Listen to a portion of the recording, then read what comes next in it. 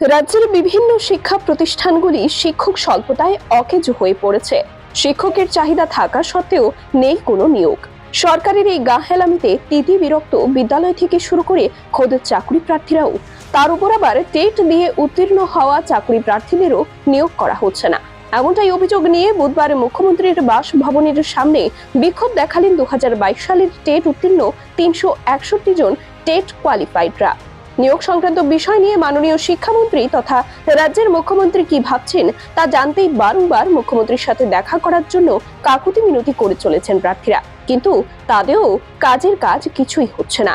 বুধবার পুনরায় মুখ্যমন্ত্রীর বাসভবনের সামনে বিক্ষোভ প্রদর্শন করলে পুলিশ এবং টিএসআর এর লাঠি ও ক্ষমতার সামনে হার মানতে হয় তাদের। বর্তমানে রাজ্যের শিক্ষা ব্যবস্থার অচল অবস্থা, আর এই অচল অবস্থাকে সচল করে তুলতে শিক্ষাঙ্গনে পর্যাপ্ত পরিমাণে শিক্ষক নিয়োগের দাবি জানিয়েছে এদিন বিক্ষুব্ধ শিক্ষার্থীরা।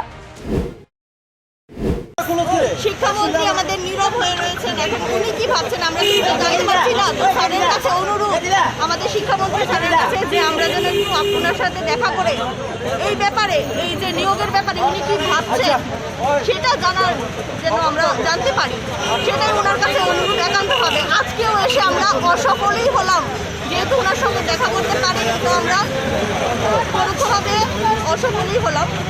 তো সেটাই আমাদের বক্তব্য, সুযোগ দেন আমাদেরকে।